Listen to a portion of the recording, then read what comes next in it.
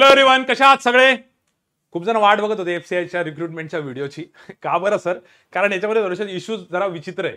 सगळ्यात मेन म्हणजे यांच्या ज्या पोस्ट आहेत त्या पोस्टचा मीनिंग काय आहे आणि अप्लाय कसं करायचंय, कुठल्या पोस्टसाठी अप्लाय करायचंय हे सगळ्यात महत्त्वाचं. बरं, ते केल्यानंतर मेन्सचा पेपरमध्ये पण पेपर 1 द्यायचा आहे आम्हाला का त्यातही फेज 1 फेज 2 2 पेपर द्यायचे आहेत? तर थोडं कन्फ्युजन आहे मुलांचं. त्यामुळे या व्हिडिओसाठी बरेच मुलं मेसेज करत होते. मी त्याचा एक ऑडिओ पण टाकला होता ग्रुपवरती की थोडं थांबा, वीकेंडला आम्ही जरा आरामात करतो. तर आज सॅटर्डेला आम्ही बऱ्यापैकी नोटिफिकेशन वाचलं आणि ट्रस्ट मी एवढा वेळ आमचा कुठल्याच नोटिफिकेशनमध्ये गेला नाही वाचण्यात जेवढा याच्यासाठी गेलाय. भरपूर जुन्या मुलांशी कम्युनिकेट केलंय, कॉल केले, काही मुलींशी पण केलंय आणि मुलांशी पण. कारण की या पोस्टमध्ये मुलींचा जॉब कसा आणि मुलांचा जॉब कसा यात थोडं डिफरन्शिएटिंग फॅक्टर आहे. ठीक आहे. सो काही जणांचे मिक्स रिव्ह्यूज भेटलेत, म्हणजे मुलांच्या साईडचे मिक्स रिव्ह्यूज आहे. मुली तर सगळ्या खुश होत्या. त्यामुळे ही एक पोस्ट अशी आहे ज्याच्यामध्ये म्हणजे मुलं मुली दोघंही खुश होते, पण मुलांमध्ये थोडंसं अजून थोडासा एक वेगवेगळा ओपिनियनचा पार्ट आम्हाला बघायला भेटला. पण सगळेजण म्हणत होते की सर बँकेच्या जॉबपेक्षा हे जॉब खूप बेटर आहे, सगळ्यांना हो सांगा, काहीच प्रॉब्लेम नाही वगैरे वगैरे. त्यामुळे हा फॉर्म कुणी भरायचा हे तुम्ही मला विचारूच नका. जेवढे जेवढे स्टुडंट्स इलिजिबल आहेत त्या सगळ्यांनी हा फॉर्म भरायचा. कसा भरायचा, काय भरायचा, कुठल्या गोष्टी बघायच्या त्यात आपण चेक करू. पण फॉर्म मात्र सगळ्यांनी भरा. सर माझी आत्ताच बॅच चालू झाली आहे, सगळ्यांनी फॉर्म भरा कारण याची एक्झाम जानेवारीमध्ये. ठीक आहे. एक्झाम पुढच्या वर्षी आहे डायरेक्ट. त्यामुळे जर हा व्हिडिओ कोणी उशिरा जरी बघत असेल तरी फॉर्म भरा. फक्त एकच क्रायटेरिया की तुम्ही इलिजिबल पाहिजे, तुम्ही या क्रायटेरियात बसले पाहिजे. म्हणजेच तुम्ही ग्रॅज्युएट पाहिजे किंवा तुम्ही या डेटच्या अगोदर हा व्हिडिओ बघितला पाहिजे जोपर्यंत लास्ट डेट आहे. ठीक आहे. तर आता सगळ्या डिटेल्स पटकन बघून घेऊ, पण सगळ्यांनी व्हिडिओ भरा. रिक्रुटमेंट खूप चांगली आहे. मागच्या वर्षी जे मुलं सिलेक्ट झाले होते, तुम्ही आता हा व्हिडिओ स्टार्ट होताना काही सिलेक्ट झालेल्या मुलांचे फोटो बघितले असेल, त्यात एफसीआयचे पण तुम्हाला फोटो दिसले असतील. तेव्हा त्यातल्या भरपूर जणांशी आम्ही बोललो, तर ते म्हणाले की त्यावेळेसपेक्षा यावेळेसच्या जागा थोड्या जास्त आहेत सर. पेपर पॅटर्न थोडासा डिफरंट आहे, बट जागा जास्त आहेत, काही प्रॉब्लेम नाही. चला पटकन बघून घेऊ आपण आता. तर सगळ्यात महत्त्वाचं मी पहिले तर दुआ करतो की हा व्हिडिओ बघायच्या अगोदर तुम्ही फॉर्म भरलेला नसेल, कारण कदाचित व्हिडिओ बघितल्यावर काही जणांचं कन्फ्युजन होईल की यार मी हा फॉर्म असा भरायला पाहिजे, तुम्ही चुकून असा भरून दिला. ठीक आहे. तर टोटल वॅकन्सीज ज्या आहे एफसीआय म्हणजे काय, food corporation of India. Mostly तरी तुम्हाला फक्त धान्य जे आहेत तुमचं फूड कॉर्पोरेशन ऑफ इंडियाच्या अंडर तुम्हाला करायचं काय, आता जॉब काय सर याचा. तर जे काय धान्य असतं सेंट्रल गव्हर्नमेंटकडे, स्टेट गव्हर्नमेंटकडे, त्या एका स्टेटमधून दुसऱ्या स्टेटमध्ये तुम्हाला फक्त न्यायचं काम करायचे. तुम्हाला न्यायचे म्हणजे तुम्हाला लिटरली नाही. आता सगळ्यात बेस्ट वे ट्रान्सपोर्टेशनचा कोणता आहे तर रेल्वे. त्यामुळे तुम्ही जिथं पण बघाल मनमाड जंक्शन आहे आपल्या महाराष्ट्रामध्ये, तर तिकडे तुम्हाला खूप जास्त एफसीआयचे 122 एकरमध्ये जवळपास त्यांचा कॅम्पस आहे. ठीक आहे. तर तिकडे तुम्हाला खूप जास्त एफसीआयचे ऑफिसेस वगैरे दिसतील आणि तिकडे काम पण असतं. मुंबईमध्ये पण खूप जास्त आहे, कारण मुंबईला रेल्वेचं खूप मोठं सर्किट आहे. तो बेसिकली तुम्हाला फक्त सेंट्रल गव्हर्नमेंटच्या अंडरच तुम्ही काम करणार आहे. पण आता त्यात मी डीपमध्ये नाही जात. सेंट्रल गव्हर्नमेंट हे ते जॉब जबरदस्त आहे, काम एवढं काही विशेष नाहीये. बँकेपेक्षा तर काम खूप कमी आहे, वर्कलोड कंपॅरेटिव्हली कमी आहे. ठीक आहे. तर डिटेलमध्ये बघून घेऊ आपण. तर फूड कॉर्पोरेशन ऑफ इंडियाचं 5,000पेक्षा जास्त वॅकन्सीज तुम्हाला दिसत असतील बऱ्याच रिक्रुटमेंटमध्ये किंवा बऱ्याच जणांकडे तुम्ही ऐकलं असेल, बऱ्याच रिक्रुटमेंटमध्ये म्हणजे बऱ्याच पीडीएफमध्ये. बट 5,000पेक्षा जास्त वॅकन्सीज पूर्ण भारतात नाही. त्याच्यामध्ये मग त्यांनी नॉर्थ, साऊथ, ईस्ट, वेस्ट असे झोन टाकलेले आणि एक नॉर्थ ईस्ट टाकलेले, असे 5 झोन आहे. त्यात हा जो व्हिडिओ बघताय ते मोस्टली महाराष्ट्रीयन क्राऊड असेल, त्यामुळे आम्ही वेस्ट झोन बद्दल जास्त बोलणार आहे. तर वेस्ट झोनच्या टोटल 713 वॅकन्सीज आहे, पण त्या वेस्ट झोनच्या अंडर पण हे 7 वेगवेगळे स्टेट्स येतात. ठीक आहे. त्यातलं महाराष्ट्र तर आहेच, त्याला टक्कर आहे गुजरात, मध्य प्रदेश आणि छत्तीसगड, हे 4 मेजर आहेत. मग गोवा एक आहे, दादर अँड नगर हवेली आहे आणि दमन आणि दीव. ठीक आहे. ते असे टोटल 7 आहेत. तर सर मग आम्हाला फक्त महाराष्ट्रातच पोस्टिंग पाहिजे असेल तर असं काही नाहीये. तुम्ही वेस्ट झोनला अप्लाय करताय म्हणजे तुमची पोस्टिंग छत्तीसगड, इकडं तिकडे कुठे पण जाऊ शकते गुजरातला. आपले जे आधीच्या रिक्रुटमेंटमध्ये सिलेक्ट झालेले स्टुडंट आहे एसएसएचे, त्यातले काही जण मध्य प्रदेशला पण आहेत. मॅक्झिमम मुंबईला आहे, त्यातले भरपूर मनमाडला पण आहे. त्या मनमाडच्या जिथे कुठे पोस्टिंग भेटलेली मुलांना, त्याच्यामध्ये भरपूर बँकेतनं तिकडे गेलेले पण आहे. आता आपला एक स्टुडंट होता जो बँक ऑफ महाराष्ट्रमध्ये ऑफिसर होता, त्यांनी बँक ऑफ महाराष्ट्र ऑफिसरचा जॉब सोडला आणि तो एफसीआय मध्ये गेलेला आहे, याच पोस्टला जी पोस्टला तुम्ही अप्लाय करणार आहे. त्यामुळे हा आयबीपीएस पीओच्या तोडीस तोड तुम्ही म्हणजे जॉबला पकडू शकता. इनफॅक्ट त्याच्यापेक्षाही बेटर जर का तुम्ही वर्क लाईफ बॅलन्स बघितलं तर, कामाचा लोड बघितलं तर. याच्याबद्दल आता पुढे बोलूच आपण. तर सगळ्यात पहिले तुम्हाला 5,000 वॅकन्सीजसाठी अप्लाय करायचं नाहीये. वॅकन्सीज आहेत 713 ओव्हरऑल वेस्ट झोनसाठी. ठीक आहे. म्हणजे आता सगळेजण मला वाटतं हा व्हिडिओ बघणारे महाराष्ट्रीयन असतील, तर महाराष्ट्रातल्या मुलांसाठी 713 वॅकन्सीज आहे. त्या 713 मध्ये पण टप्प्याटप्प्यामध्ये वेगवेगळ्या वॅकन्सीज आहे वेगवेगळ्या पोस्टसाठी. ते पण बघू आपण, चेक करू. ठीक आहे. पण सगळ्यात महत्त्वाचं हे लक्षात ठेवा, तुम्ही एकाच झोनसाठी अप्लाय करू शकता जो की तुमचा वेस्ट झोन असणार आहे, आणि दुसरं तुम्ही एकाच पोस्टसाठी अप्लाय करू शकता. ती पोस्ट कोणती मी पुढच्या स्लाइडवर सांगतो. सर झोन वेस्टच का बरं? आम्हाला नॉर्थला अप्लाय करायचे, कारण नॉर्थला याच्यापेक्षा डबल ट्रिपल वॅकन्सी भरपूर जास्त आहे. 2,000पेक्षा जास्त वॅकन्सी सर नॉर्थला. हो, नॉर्थला जरी 2,000पेक्षा जास्त वॅकन्सी आहे ना, पण तिकडे तुम्ही आयुष्यभर टाइम स्पेंड करणार आहे का? कारण की भरपूर जण आहे आता वेस्ट झोनमध्ये असतानाही मुंबई जर भेटलंय त्यांना तर त्यांची इच्छा असते की पुढे जाऊन जरा आमच्या घराजवळ कुठे काही भेटेल का, आणि हे प्रत्येक ठिकाणी असतं. त्यामुळे नॉर्थला तुम्ही अप्लाय करून परत इकडे येणं तर पॉसिबलच नाही आणि तिकडे तुम्ही खुश राहाल का हाही डाऊट आहे. आता आपले भरपूर ॲग्रिकल्चर फील्ड ऑफिसर आहेत किंवा कॅनरा बँकेमध्ये काही ऑफिसर आहेत IBPS थ्रू लागलेले, पीओ म्हणा किंवा एसओ म्हणा, ते महाराष्ट्राच्या बाहेर आहे. पण सगळ्यांचं हेच म्हणणं असतं की सर कधी आम्ही महाराष्ट्रात येऊ, कधी महाराष्ट्रात येऊ. त्यामुळे मला असं वाटतं जर तुमच्याकडे ऑपॉर्च्युनिटी तर वरती जाऊ नका. दुसरी गोष्ट, जरी तुम्ही तिकडे अप्लाय करताय जास्त जागा म्हणून, तिकडे कॉम्पिटिशन पण तेवढीच राहते नॉर्थ साईडला, कारण की भयंकर तिकडचे मुलं बँकेला एवढा जास्त कॉम्पिटिशन राहत नाही तिकडे जेवढी SSC ला राहते, रेल्वेला राहते. आणि ही एक्झाम पण सेंट्रल गव्हर्नमेंटच्या अंडर आहे. रेल्वेचा थोडासा पॅटर्न यांनी प्रीसाठी घेतलेला आहे थोडासा, तर त्याच्यामुळे त्याला खूप जास्त ऍप्लिकेशन येतील. त्यामुळे माझं असं पर्सनल मत आहे की चुकून पण नॉर्थ साईडला अप्लाय करू नका, वेस्ट झोनसाठी अप्लाय करा. मग नॉर्थच्या वॅकन्सी किती काय मी तुम्हाला सांगितलंय नाही, तुम्ही डोकं लावू नका, तेवढा ट्रस्ट ठेवा. ठीक आहे. सो वेस्ट झोन त्याच्यामध्ये महाराष्ट्र, बाकी ट्रस्ट ठेवा. म्हणजे तुम्हाला काय करायचं तुम्ही करू शकता, शेवटी डिसिजन तुमचं आहे. पण आमच्या साईडने जर आम्हाला तुम्ही कॉल करताय सर तुम्हाला काय वाटतं, तर मला हे वाटतंय, मी आताच क्लिअर करतो. ठीक आहे. त्याच्यामध्ये ऍप्लिकेशनची विंडो जी ती 6 तारखेला चालू झाली, पण काही मॅटर नाही करत, विंडो खूप मोठी आहे. 5-10 पर्यंत आहे, 5 ऑक्टोबर पर्यंत आहे. ठीक आहे. त्याची एक्झाम नेक्स्ट इयरला डायरेक्ट जानेवारीमध्ये. सध्या सप्टेंबर पूर्ण महिना आहे, ऑक्टोबर आहे, नोव्हेंबर आहे, डिसेंबर आहे, 4 महिने आहेत. मग सर त्यात काही वेगळं प्रिपरेशन करायची गरज आहे का? सगळ्यात चांगली गोष्ट काय माहिती आहे का रिक्रुटमेंटची, जानेवारी 2023 ला रिक्रुटमेंट आहे तोपर्यंत तुमच्या सगळ्या एक्झाम्स होऊन जातात आपल्या IBPSच्या, ज्या मेजर असतात तुमच्या RRB PO, RRB clerk, IBPS PO, IBPS clerk सगळं होऊन जातात. आता तर SBI क्लर्क आलेली ती पण होऊन जाईल, SBI PO एक राहील फक्त. तर मेजर सगळ्या एक्झाम्स होऊन जातील, त्यामुळे तुम्ही थोडंसं रिलॅक्स राहू शकता एक्झाम्सला. म्हणजे याचा थोडासा पॅटर्न तुम्हाला, थोडा अभ्यास वेगळा करायचा आहे थोडासा, तर त्यासाठी तुम्ही टेन्शन घ्यायची गरज नाही, म्हणजे वेळ भरपूर आहे. त्यामुळे ऍप्लिकेशनची पण विंडो मोठी होती, त्यामुळे आम्ही व्हिडिओ थोडासा लेट स्टार्ट केला, पण त्यात सगळे डाऊट्स कव्हर केलेले. मला वाटतं तरी 5 ऑक्टोबर लास्ट डेट आहे, तरी तुम्ही 25 सप्टेंबरच्या आत हा व्हिडिओ बनवून व्हिडिओ फॉर्म भरून मोकळं करून टाका. आजची डेट काय सर? 10 तारीख आहे आज. एक 25 मला वाटतं 25 सप्टेंबरपर्यंत फॉर्म तुमचा भरलेला पाहिजे फायनल विथ पेमेंट, बरं का. नंतर कारण या फॉर्मला ऍप्लिकेशन जरा जास्त येतात. मग जास्त ऍप्लिकेशन आल्यामुळे छोटी थोडीशी गडबड होऊ शकते. त्यामुळे वेबसाईट क्रॅश होणं, त्यानंतर साईट्सला प्रॉब्लेम येणं, बरेच इश्यू होतात. त्यामुळे थोडंसं ना लवकरात लवकर फॉर्म भरा. 5 ऑक्टोबरपर्यंत जाऊच नका, 25 सप्टेंबर डेडलाईन ठेवा तुम्ही. ठीक आहे. पण त्याच्या अगोदर सगळा व्हिडिओ बघून तुमचे डाऊट्स क्लिअर करूनच फॉर्म भरा. आणि मेन एक्झामची डेट तशी त्यांनी काही दिली नाही, पण एक लॉजिकली विचार केला तर जर का जानेवारीत प्री होती तर एक तर फेब्रुवारी किंवा मार्चमध्ये जाऊ शकते. हे एक मी माझ्या अंदाजाने टाकलेलं आहे, बाकी त्यांनी तसं काही दिलेलं नाही. ठीक आहे. ओके, सांगा सर. मग आता सगळ्यात मेन सर आम्हाला एवढंच कळालं की वेस्ट झोनला अप्लाय करायचं. आता वेस्ट झोनमध्ये कुठल्या पोस्टला अप्लाय करायचे तेवढं सांगा. तर कुठल्या पोस्टला अप्लाय करायचंय बघा, तर याच्यामध्ये ज्युनियर इंजिनियरची एक पोस्ट आहे जी की सिव्हिल इंजिनियरसाठी आहे स्पेशली. त्याच्या 5च जागा आहेत. ठीक आहे. पटापटा पोस्ट बघून घेऊ. त्यानंतर इलेक्ट्रिकल आणि मेकॅनिकल इंजिनियरसाठी 2 पोस्ट आहे फक्त. सर एवढ्या 713 मधनं फक्त 5 आणि 2 पोस्ट? हो, पण जबरदस्त पोस्ट आहेत त्याच्याबद्दल पण सांगतो मी तुम्हाला. मग सर इंजिनियरसाठी फक्त एवढंच आहे का? नाही, सगळ्यांसाठी भरपूर काही आहे. तुम्ही काळजी नका करू. तुम्ही थंबनेल बघितला ना, एनी ग्रॅज्युएट, फक्त तुमचं ग्रॅज्युएशन झालेलं पाहिजे. आणि खतरनाक गोल्डन ऑपॉर्च्युनिटी जर कोणी कॉमर्स साईडचं असेल तर. ठीक आहे. ऍग्रिकल्चर साईडचं असेल तर, इंजिनियर साईडचं असेल तर, सगळ्यांसाठीच आहे. बघू आपण स्टेनोचं. आता ज्यांच्याकडे ते टायपिंगची स्पीड असते त्यांची स्टेनोचं त्यांनी केलेलं असेल ते, पण मोस्टली आपल्या इकडचे मुलं थोडेसे कमी राहतात त्याच्यामध्ये. त्याच्याबद्दल विशेष काही सांगायची गरज नाही. पण याच्यामध्ये कॅटेगरी वाईज व्हॅकन्सी नाही आहे, टोटल ओव्हरऑल 9 आहे. ठीक आहे. या पहिल्या 3 पोस्टसाठी. त्याच्यानंतर AG. आता सर ही AG पोस्ट 3 जी आहे याच्याबद्दल सांगा. ठीक आहे. असिस्टंट ग्रेड जे आहे ते जनरलसाठी 92 आहे. सर जनरल म्हणजे फक्त जनरल कॅटेगरीच्या मुलांसाठी का? असं बिलकुल नाहीये. ठीक आहे. जनरल म्हणजे काय असतं काही नाही तेही सांगतो मी तुम्हाला. एक जनरलची पोस्ट आहे, सांगतो लगेच सांगतो. एक अकाउंटची पोस्ट आहे, त्याच्यानंतर एक टेक्निकलची पोस्ट आहे, त्यानंतर एक डेपॉटची पोस्ट आहे आणि एक हिंदीवाल्यांची पोस्ट आहे. सर आता हे काय एकदम सॉर्ट आउट करू आपण, एकदम क्लिअर करू. हे बघा टोटल 8 पोस्ट दिलेले आहे, पण तुम्हाला फार अति जास्त कन्फ्युज व्हायची गरज नाहीये. 8 पोस्ट पैकी 4 पोस्ट तर तुमच्या कामाच्या नाहीच आहे. फार तर फार उरलेल्या 4 राहतील आणि त्यातल्या पण 1-2 लगेच कट होऊन जातील. हे बघा सगळ्यात पहिले ही जी सिव्हिल इंजिनियरची पोस्ट आहे, ही सिव्हिल इंजिनियरची पोस्ट फक्त सिव्हिल इंजिनिअरिंगच्या स्टुडंटसाठी आहे. ठीक आहे. त्याच्यामध्ये तुमचा एक तर डिप्लोमा पाहिजे किंवा डिग्री पाहिजे, राईट. त्यानंतर ही जी आहे इलेक्ट्रिकल आणि मेकॅनिकलची, ही फक्त इलेक्ट्रिकल आणि मेकॅनिकलच्या स्टुडंटसाठी आहे.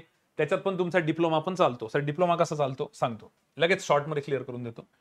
हे बघा ही जी ज्युनियर इंजिनियरची होती त्यामध्ये डिग्री पाहिजे एक तर सिव्हिल इंजिनिअरिंगमध्ये, किंवा डिप्लोमा पाहिजे सिव्हिल इंजिनिअरिंगमध्ये पण 1 वर्षाचा एक्सपिरियन्स पाहिजे. जर डिप्लोमा असेल तर 1 वर्षाचा एक्सपिरियन्स मॅन्डेटरी आहे, आणि जर डिग्री असेल तर 1 वर्षाचा एक्सपिरियन्स मॅन्डेटरी नाहीये. डिग्री इलेक्ट्रिकल किंवा मेकॅनिकलमध्ये असेल तर त्यात पण 1 वर्षाचा एक्सपिरियन्स मॅन्डेटरी आहे. आता काही जण ऍग्रिकल्चर बॅकग्राऊंडचे असतील, काय ऑटो ह्याचे असतील, अकाउंट कॉमर्सचे, ते म्हणतील आम्हाला एचसी देणं घेणं नाही. बरोबर आहे, तुम्हाला एचसी देणं घेणं नाही. आणि जे कोणी स्टेनोवाले असतील तर ग्रॅज्युएट झालेले पाहिजे तुम्ही, विथ स्पीड जी आहे ती 40 वर्ड्स पर मिनिट आहे किंवा 80 वर्ड पर मिनिट आहे in English and short hand respectively. ठीक आहे. आता इंग्लिशची टायपिंग असेल किंवा शॉर्ट हँड असेल तर आता हे स्टेनोवाल्यांना माहिती असतं, बाकीच्यांनी लोड घेऊ नका. ठीक आहे. आता यातनं भरपूर जण म्हणतील सर आम्ही तर याला इलिजिबलच नाही, याला पण इलिजिबल नाही, याला पण इलिजिबल नाही. बरोबर, या पोस्टसाठी तुम्ही विचारच नका करू. फक्त मला 1 मिनिटं बोलू द्या. जेवढे पण सिव्हिल इंजिनियर्स या व्हिडिओला बघताय, जेवढे पण सिव्हिल इंजिनियर्स, जेवढे पण इलेक्ट्रिकल इंजिनियर्स आणि जेवढे पण मेकॅनिकल इंजिनियर्स, ठीक आहे, किंवा तुमचं मेकॅनिकल नसेल, तुमचं प्रोडक्शन इंजिनिअरिंग असेल माझ्यासारखं, पण जर ते प्रोडक्शन इंजिनियर मेकॅनिकलला इक्विव्हॅलंट आहे तुमच्या युनिव्हर्सिटीच्या रूलनुसार, तर तुम्ही त्या युनिव्हर्सिटीचा लेटर देऊन त्यात लिहिलेलं आहे सगळ्या नोटिफिकेशनमध्ये, तुम्ही पण या पोस्टला अप्लाय करू शकता. आणि इलेक्ट्रिकल वाले ते सगळं त्याच्यामध्ये डिटेलमध्ये दिलेलं आहे नोटिफिकेशनमध्ये. ठीक आहे. पण या तिघांनी पण काय करायचंय, मला तरी असं वाटतं की तुम्ही याच पोस्टला अप्लाय करा. सर पण जागा किती कमी आहे?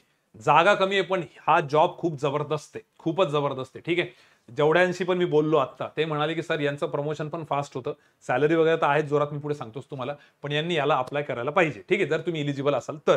आणि जर तुम्हाला इथं नसेल अप्लाय करायचं, तुम्ही इकडे पण अप्लाय करू शकता, कुठेतरी एका ठिकाणी. इकडे नसेल करायचं तर इकडे करा, इकडे कुठे ते सांगतो आता. सो बेसिकली या 3 पोस्टचं पहिलं एबीसीचं क्लिअर झालं. ए म्हणजे फक्त civil engineer, mechanical engineer, electrical engineer यांच्यासाठी या पोस्ट होत्या. 5, 2, 9 एवढ्याच आहेत. स्टेनोचं तर म्हणजे तुमची टायपिंगची स्पीड झालेली असेल, तुमच्याकडे सर्टिफिकेट असेल तर आहे. आणि स्टेनो जे मुलं करतात त्यांना माहिती आहे. ठीक आहे. तर याच्याबद्दल पण विचार सोडून द्या. आता मॅक्झिमम हा व्हिडिओ बघणारे ऍग्रिकल्चर ग्रॅज्युएट असतील, काही साधे नॉर्मल आपले बीएससी वाले असतील, सायन्स स्ट्रीम मधले असतील, आर्ट्स मधले असतील, कॉमर्स मधले असतील, किंवा इंजिनियर्स असतील. बरोबर, इंजिनियर्स वेगवेगळ्या फील्ड मधले असतील, मेकॅनिकलच नाही, इलेक्ट्रिकलच नाही, वेगवेगळे याचे ते पण चालतात. त्या सगळ्यांसाठी काय काय पुढे बघून घेऊ. तर या पुढच्या 4 पोस्ट तुमच्यासाठी आहे. आणि ही जी शेवटची आहे आता हिंदी, तर ही हिंदी यांच्यासाठी असते, तर ते सोडून द्या. तुम्हाला हिंदी हा एक सब्जेक्ट पाहिजे थ्रू आउट प्रत्येक वर्षी. याच्यात पण त्यांनी दिलेले पूर्ण. आपण घेतलं सर ते? नाही, आम्ही ते नाही घेतलेलं. ठीक आहे. ओके. हिंदी हा तुमचा सब्जेक्ट पाहिजे प्रॉपर, त्याच्यासाठी येते.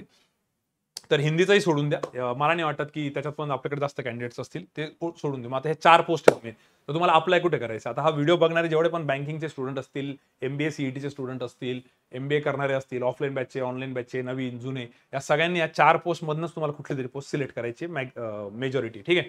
त्याच्यात बघा आता ही जनरलची पोस्ट म्हणजे काय सर, यांचं डेझिग्नेशन काय काय? आता हे तर ज्युनियर इंजिनियरचा स्कोप खूप चांगला आहे, सॅलरी चांगली आहे. सर यांची सॅलरी किती असते? आता मागच्या रिक्रुटमेंटला जॉईन होणाऱ्यांची 42-43 हजार सॅलरी होती. त्यांना आता विचारलं ते म्हणतात आता 51-52 हजार रुपये आम्हाला भेटत आहे.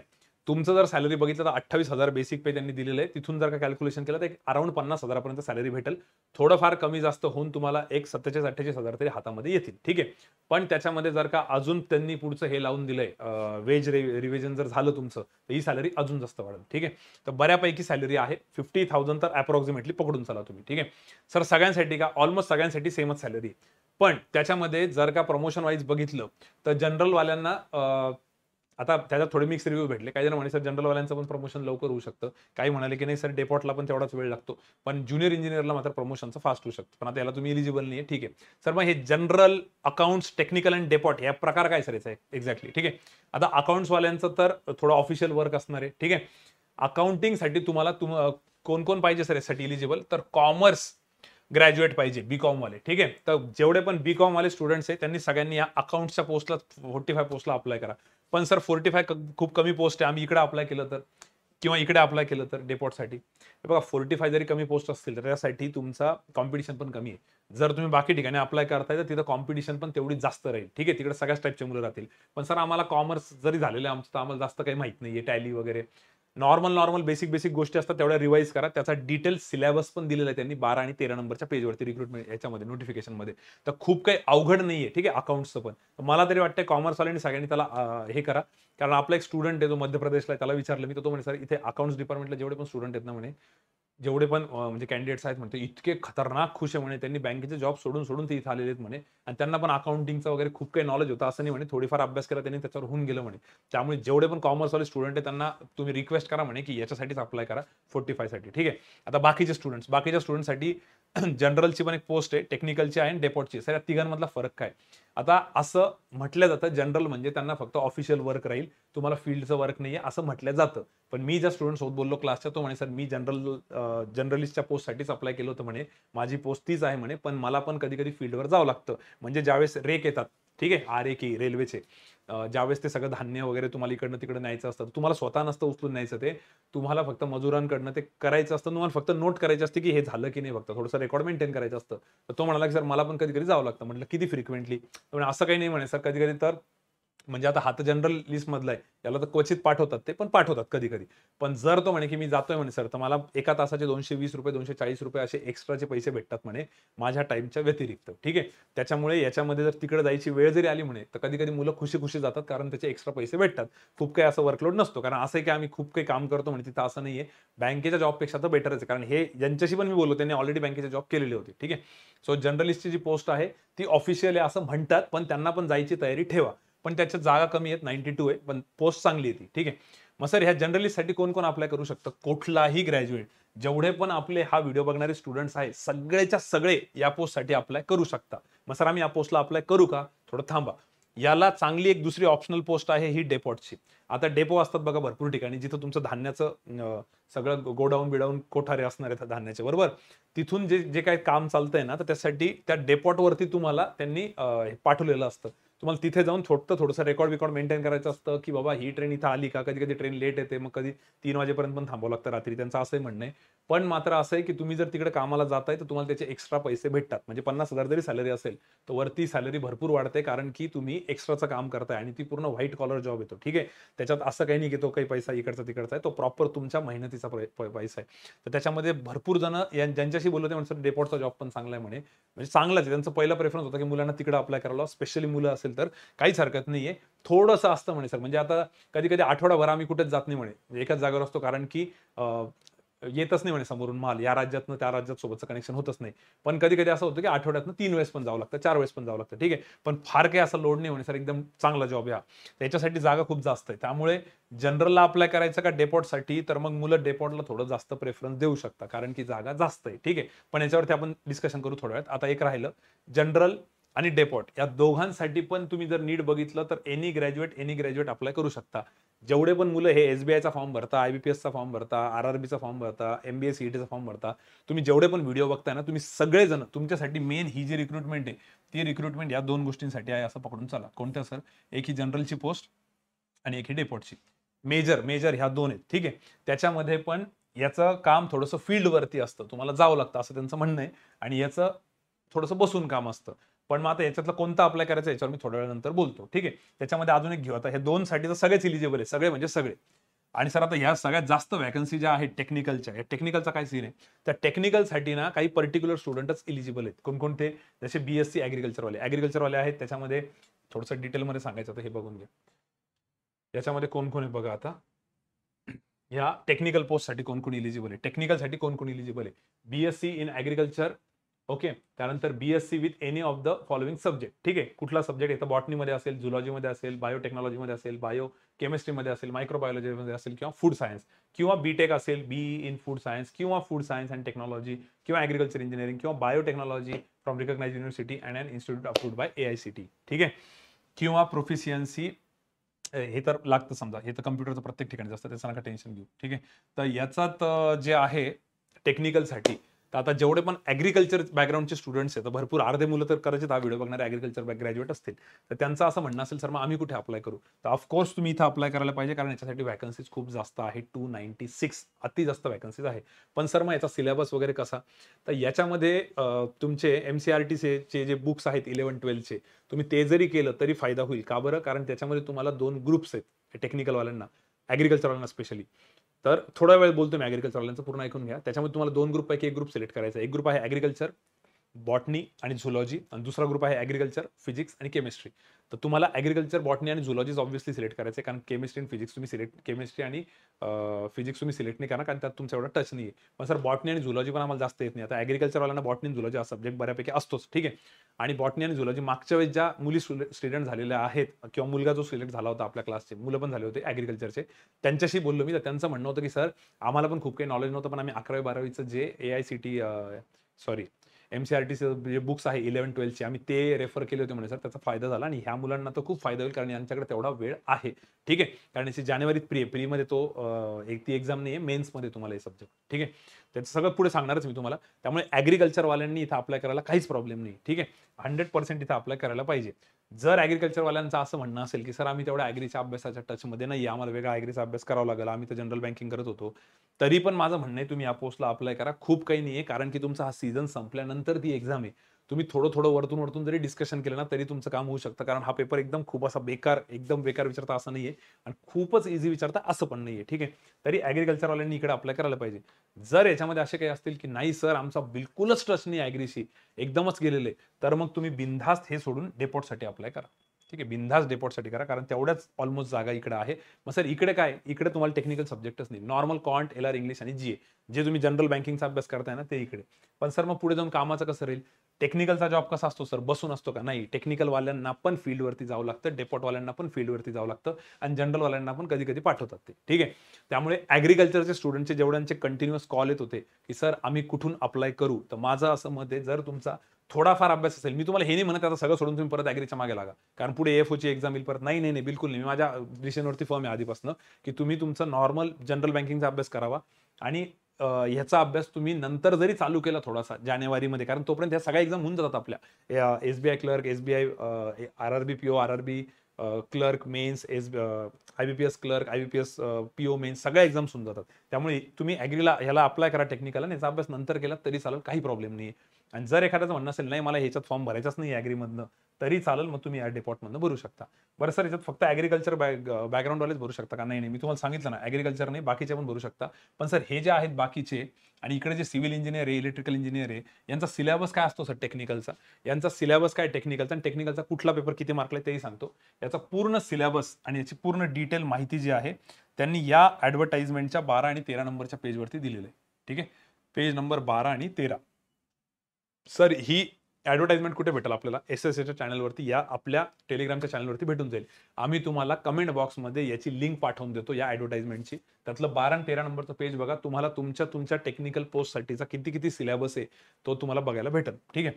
मग सर याची बॉटम लाईन काय सांगणार तुम्ही आता? बॉटम लाईन मी काय सांगणार आहे बघा. कुठ्याला अप्लाय करायला पाहिजे? जे पण सिव्हिल इंजिनियर्स आहे त्यांना खूप कमी रिक्रुटमेंट अशा भेटतात ना, तर त्यांनी मला वाटतं इथं अप्लाय करायला पाहिजे, कारण याची पोस्ट खूप जबरदस्त आहे आणि थोडंफार तुमचा अभ्यास झालेला असेल तर.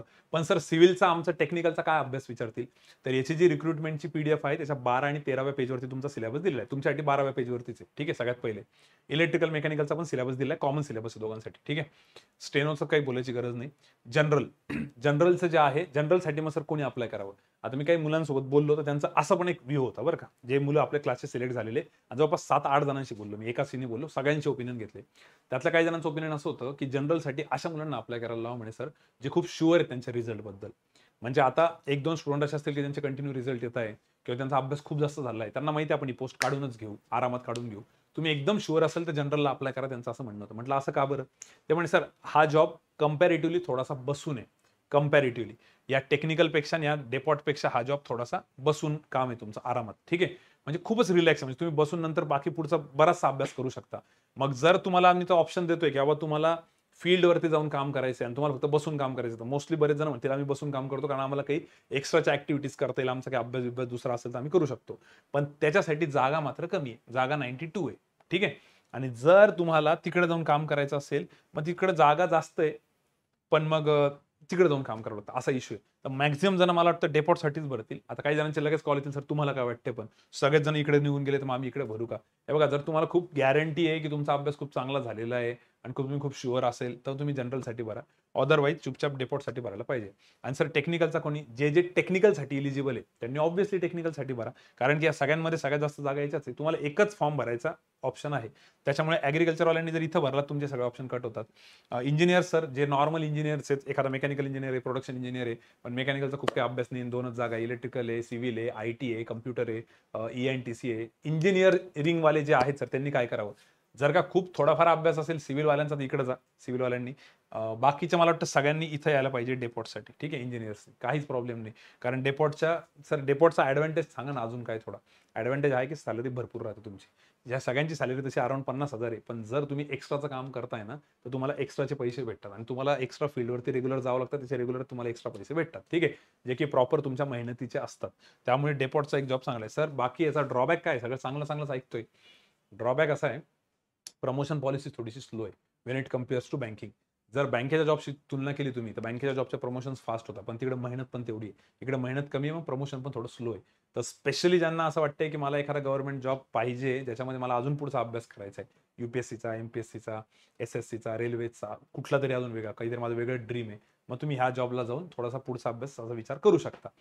पण ज्यांची अशी हालत आहे की सर माझ्याकडे अजून एकही जॉब नाही आणि माझं पुढचं काही माहित नाही मला, तर चुपचाप तुम्ही फॉर्म इथं भरून टाका. जर ॲग्रीवाले असतील तर इकडे भरा, ॲग्रीवाले नसतील तर इथं भरा, कॉमर्सवाले असतील तर 45 भरा, इथं बाकी सगळे हे इथंच सगळेजण फॉर्म भरणार आहे. ठीक आहे. आणि जर खूपच शुअर असाल तर मग जनरलसाठी 92 वॅकन्सीसाठी भरा. पण सर असं होईल का हो की महाराष्ट्रातले 100 पैकी 90 मुलं इथंच फॉर्म भरतील डेपोटसाठी आणि फक्त इथं खूप कमी मुलं भरतील, तर मग याचा कट ऑफ हे जाईल. असं होऊ शकतं, जसं LICच्या वेळेस झालं होतं. आता ह्याच्याबद्दल कोणी काही शुअर नाही सांगू शकत, पण मॅक्झिमम मुलं इकडे येतीलच. आता बघा, तसे तर तुम्ही जर एक 10 जणांचा ग्रुप बघितला तर 3-4 तुम्हाला ॲग्रिकल्चरचे स्टुडंट भेटतात. तर ॲग्रिकल्चरचे स्टुडंट सगळे इकडे निघून जातील. ते बाकी नॉर्मल आहेत त्यातले मॅक्झिमम इकडे. ठीक आहे, जायला काही हरकत नाही. पण सर तुम्हाला काय वाटतं दोन्हीपैकी? मला वाटतंय की जर तुमचा अभ्यास खूप चांगला आहे आणि तुम्ही खूप शुअर आहे तुमच्या रिझल्टबद्दल, तर तुम्ही इकडे या. आणि जर तुम्हाला असं वाटतंय नाही यार माझा दरवेळेस 1-2 मार्कने रिझल्ट जातो, आता मला रिस्क नाही घ्यायची, मला सिलेक्शन पाहिजेच आहे, इकडे येऊन जा. ठीक आहे, म्हणजे इकडे लगेच शुअर शॉट सिलेक्शन होईल असं नाहीये. कॉम्पिटिशन इकडे पण आहे. सोप्या भाषेत मी क्लिअर केलं, कारण यासाठी खूप जणांचे फोन येणार आहे, म्हणून मी परत परत सांगतोय. जर तुम्ही खूप शुअर असाल तर इकडे फॉर्म भरा, अदरवाईज इकडे भरायला काही हरकत नाही. सर पण याच्यात आम्हाला काही डाऊट असले तर विकली टॉकमध्ये आपण याच्याबद्दल डिस्कशन करू. ठीक आहे, विकली टॉकमध्ये जर याच्या व्यतिरिक्त काही डाऊट असेल तर, याच्यातला डाऊट असेल तर मग मी डिस्कस नाही करणार. मग मी एवढंच म्हणाल की व्हिडिओ बघून घ्या म्हणून. ठीक आहे. सो आय होप सगळ्यांना क्लिअर असेल की आपण कोणत्या पोस्टसाठी अप्लाय करणार आहे. चला एक रॅन्डम आपण एक पटकन सांगून देऊ. समजा एखादा कॉमर्स बॅकग्राऊंड वाला असेल तर कॉमर्स बॅकग्राऊंड वाला या पोस्टसाठी अप्लाय करेल. ठीक आहे. जर एखादा इंजिनियर असेल तर तो इथं अप्लाय करेल. त्यातल्या सिव्हिल इंजिनियर असेल तर इकडे, पण त्याचा अभ्यास झालेला पाहिजे. अभ्यास थोडा कमी असेल तर इकडे. पण सर अभ्यास झालेला आहे कसं डिफाईन होईल? त्याचा सिलेबस दिलेला आहे 12 आणि 13 नंबरच्या पेजवर, तेवढा बघून घ्या. ठीक आहे. ॲग्रिकल्चर ग्रॅज्युएट असेल तर इकडे. ठीक आहे सर, अजून कुठलं असतं? एखादा रॅन्डम विचारा बरं मला. हे सगळे झाले, इंजिनियरवाले सगळे इकडे आले. इंजिनियर सगळे इकडे आले. अजून कुठले कुठले आहेत? बाकी तर हे इथंच सगळेजण येणार आहेत. इकडे टेक्निकलवाले जाणार आहेत.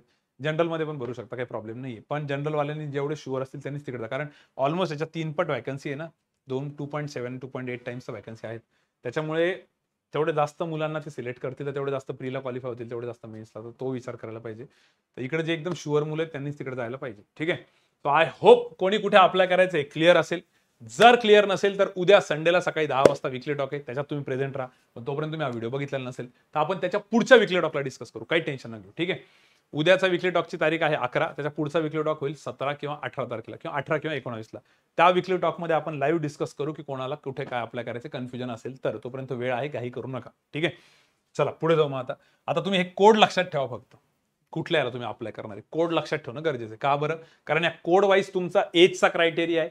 कोड वाईज तुमचा पेपरचा पॅटर्न आहे. सगळं चेंज होणार आहे. नुसतं एवढं कळालं म्हणजे सगळं झालं असं नाही. आता अजून माझ्या पुढे. ठीक आहे. चला हे तर सगळं सांगितलं. आता पोस्ट बघा. आता तुमचा कोड तुम्ही लक्षात ठेवला ना कोणता आहे? आता मी मोस्टली 3 कोड बद्दल बोलणार आहे. कारण हेच 3 कोड मेन आहेत. कारण इथंच सगळ्यात जास्त मुलं अप्लाय करणार आहे. कुठला? अकाउंट्स वाल्यांचा कोड ई लक्षात ठेवा तुम्ही तुमचा. एक जनरल वाल्यांचा कोड डी, एक टेक्निकल वाल्यांचा एफ आणि कोड ई डेपोट वाल्यांचा आहे ना. ओके.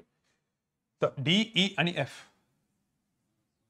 तर आता हे बघा, पोस्ट जर एज वाईज बघितलं, डीई आणि एफ, डीई एफ म्हणजे हे सगळे नॉन ज्या आपण मेन पोस्ट सगळेजण इथेच अप्लाय करणार आहे. तर त्यासाठी एज लिमिट आहे 27. ठीक आहे. आणि ज्या बाकीच्या पोस्ट आहे ए, डी आणि एच. ठीक आहे. त्या पोस्ट ज्या आहेत त्या सिव्हिल इंजिनियरच्या, त्यानंतर मेकॅनिकल इंजिनियरच्या आणि हिंदीवाल्यांच्या, त्यासाठी आहे 28 आणि स्टेनोसाठी आहे 25. कदाचित हे सगळं बघून काही जणांचा मूड खराब होईल. ते म्हणतील यार आता 27 एज लिमिट आहे सर, आमचं एजच 28 आहे, आमचं एजच 29, आम्ही ओपन कॅटेगरी ते सांगतो. त्यासाठी पण सांगतो, त्यासाठी एक ऑप्शन आहे, थोडंसं वेट करा. पण सर इकडे आमचं एज लिमिट बसत नाहीये. पण सर ओबीसीला 3 वर्षाचं रिलॅक्सेशन आहे. म्हणजे ओबीसी कॅन्डिडेट असेल तर 27च्या ऐवजी 30 वर्ष पकडा, 3 वर्ष जास्त. 28च्या ऐवजी 3 वर्ष पकडा, 31. SC ST असेल तर 5. PWD असेल फिजिकली चॅलेंज तर 10. अहो सर पण आम्ही कॅटेगरीत नाही येत, आम्ही ओपन कॅटेगरीमध्ये येतो. आमचं वय 29 येतं, आम्ही काय करावं सांगतो गंमत नाही करत. एकच मिनिट थांबा. विडोज डायव्हर्स वुमन जर असतील तर 35 वर्षापर्यंत आहे allowed general category EWS. 38 OBC साठी आणि 40 SC ST. जर कोणी डायव्हर्स वुमन असेल आणि 39 वर्षाची SC कॅन्डिडेट असेल तरी अप्लाय करू शकते. आणि ओपन जनरल असेल तर 35 वर्षापर्यंत एज लिमिट आहे. यांच्यासाठी 7 वर्ष एक्स्ट्रा असतं. ठीक आहे. याच्यापेक्षा ओके 7 वर्ष 8 वर्ष 7 असते युजली तिकडनं. सर आता मला सांगा, जे मुलं एलिजिबलच नाहीये, ज्यांचं एजच नाही बसत, त्यांनी काय करावं? किंवा ज्यांचं एज नाही बसत त्यांनी काय करावं? नाबार्डची एक रिक्रुटमेंट आलेली आहे. आम्ही त्याचा आत्ता व्हिडिओ बनवणार होतो, पण त्याचं ऑफिशियल हे नाही आलेलं अजून, पीडीएफ नाही आलेली, फक्त त्यांची पोस्ट आलेली आहे ह्याच्यामध्ये. त्याच्यामध्ये 35 वर्ष एज लिमिट आहे जनरलवाल्यांसाठी पण. ठीक आहे, तर तो व्हिडिओ नक्की बघा. 35 पर्यंत आहे. तर तो व्हिडिओ आता काही दिवसानंतर त्याची पोस्ट येईलच. 15 तारखेला मला वाटतं त्याचं ऑनलाईन ऍप्लिकेशन फॉर्म आहे, म्हणजे 14 तारखेपर्यंत त्याचं पीडीएफ येऊन जाईल. 14 नंतर आम्ही त्या विकेंडला, पुढच्या विकेंडला 18-19 तारखेला आम्ही त्याचा व्हिडिओ बनवू. तर नाबार्डसाठी 35 एज लिमिट आहे, जेवढं मी बघितलंय त्याला वरतून. तर ती एक गोल्डन चान्स आहे, जे मुलं एज लिमिटमध्ये बसत नाही. कदाचित हा व्हिडिओ बघणारे काही मुलं ही स्लाइड बघून थोडे नाराज होतील, की यार आमचं एज 29 आहे, आम्ही ओपनमध्ये किंवा ईडब्ल्यूएस आहे किंवा ओबीसी आहे, पण 32 आहे, मग आम्ही काय करावं? तर ती एक अपॉर्च्युनिटी आहे. तो व्हिडिओ नक्की बघा किंवा ती रिक्रुटमेंट नक्की बघा. 15 तारखेपासून फॉर्म फिलिंग चालू होते, भरपूर दिवस आहे त्याची फॉर्म फिलिंग. ठीक आहे, ओके. तर बाकीच्यांना क्लिअर आहे, सगळ्यांना एज लिमिटवाल्यांना. पोस्ट वाईज तुम्ही बघून घ्या बरं का. असं नको व्हायला, की सर मी सिव्हिल इंजिनियर आहे, माझं एज, सॉरी, मी 28 वर्षाचा आहे, मला इकडेच मी इंजिनियर आहे, सिव्हिल इंजिनियर, पण मला जनरलसाठी अप्लाय करायचं आहे, माझं वय 28 आहे. तर जनरलसाठी अप्लाय करायचं आणि तुमचं वय 28, तुम्हाला या पोस्ट नाहीच आहे, कारण तुम्हाला एकच पोस्ट उरते सिव्हिलची, मग तुम्ही तिकडे जा. ठीक आहे, हे सगळं इथं डिटेलमध्ये सांगितलेलं आहे तुम्हाला पोस्ट वाईज. एवढं बघून घ्या. ठीक आहे, बघा, कदाचित नाही तर सर स्क्रीनशॉट टाकावं लागेल आपल्याला याचा. या पोस्ट नीट बघून घ्या तुम्ही, कुठल्या कशासाठी आहे, आणि याच्यासारखं हे पण बघून घ्या. वेगवेगळ्या कोडनुसार तुम्हाला वेगवेगळ्या एज लिमिट आहे. बऱ्याच जणांचे कॉलेज होते, सर एज लिमिटच दिलेली नाही, एज लिमिट कुठे, एज लिमिट कुठे? एज लिमिट पोस्टनुसार आहे. ठीक आहे, आणि बाकीचं पण आहे. पूर्ण नोटीस बघितलं मी, त्यात दिलेलं आहे सगळं. ठीक आहे सर, हे पण कामात येईल खरंच, हे नक्की बघून घ्या. याचा आम्ही खरं स्क्रीनशॉट टाकू. त्याच्यानंतर फीसचं काय आहे? सोपं आहे. SC, ST, PWD आणि विमेनसाठी फ्री आहे, फ्री ऑफ कॉस्ट आहे, फीसच नाहीये. ठीक आहे, आणि जनरल, ओबीसी आणि ईडब्ल्यूएस साठी 500 रुपयाची फीस आहे. मग सर आम्ही 2-3 फॉर्म भरून बघू का, एक्सपेरिमेंट करू का? फीस नाहीये याचा अर्थ रिकामे जास्त फॉर्म भरायचे असं नाहीये.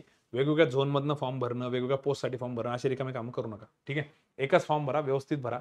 सर चुकून जर आमचा पहिला फॉर्म चुकला आणि आम्हाला परत फॉर्म भरायची वेळ आली तर परत फॉर्म जर भरला तर जो सेकंड फॉर्म असतो तो एक्सेप्ट होतो. मग सर आम्ही तिसराही भरला, समजा दोन्ही फॉर्म चुकले तर मग तिसरा फॉर्म एक्सेप्ट होतो. जो तुमचा शेवटचा फॉर्म असतो तो फॉर्म एक्सेप्ट होतो, पहिले सगळे रिजेक्ट होऊन जातात बाय डिफॉल्ट. ठीक आहे, ते पण चालतं. मल्टिपल फॉर्म जर एखाद्याने भरला असतं, पण मल्टिपल फॉर्म तेव्हाच भरा जेव्हा तुमची खूप मेजर चूक झालेली आहे. ठीक आहे, आणि मेजर चूक होऊ नका देऊ, पहिले व्हिडिओ पूर्ण बघा. सिलेक्शन प्रोसेस काय? सिलेक्शन प्रोसेसमध्ये 3 फेजेस आहेत टोटल. तसं आहे, ऑनलाईन टेस्ट आहे पहिले, त्यानंतर स्किल टेस्ट आहे, आणि त्यानंतर डॉक्युमेंट व्हेरिफिकेशन. डॉक्युमेंट व्हेरिफिकेशनचं एवढं टेन्शन घेऊ नका, तुमचे डॉक्युमेंट चेक होतात. स्किल टेस्टचं पण जास्त काही टेन्शन घेऊ नका, स्किल टेस्ट पण इझी असते. मेन टेन्शन आहे फक्त ऑनलाईन टेस्टचं. तर ऑनलाईन टेस्टमध्ये परत 2 प्रकार आहे. कोणते 2 प्रकार? प्री आणि मेन्स जे आपण म्हणतो ते तुम्ही म्हणू शकता. प्री आणि मेन्स म्हणजे तुमची फेज 1 आणि फेज 2. ठीक आहे, तर आता याच्यात पेपर 1, पेपर 2, पेपर 3 किती द्यायचे सांगतो. तुम्ही पहिले कुठल्या याच्यासाठी अप्लाय करणार, तुम्ही कोड डिसाईड केला का? एकदा कोड डिसाईड करून घ्या.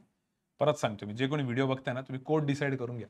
तुमचं कन्फ्युजन एक तर असं राहील की जनरल भरू का डेपड भरू, म्हणजे तुम्ही डी आणि जी कोडमध्ये असाल, किंवा तुम्ही टेक्निकलचे असाल तर एफ कोडमध्ये, अकाउंटिंगचे असाल तर ई कोडमध्ये. तुम्ही पहिले कोड डिसाईड करा, कारण मी त्याच्यानुसार सांगणार आहे की कुठला पेपर कोणाला द्यायचा आहे.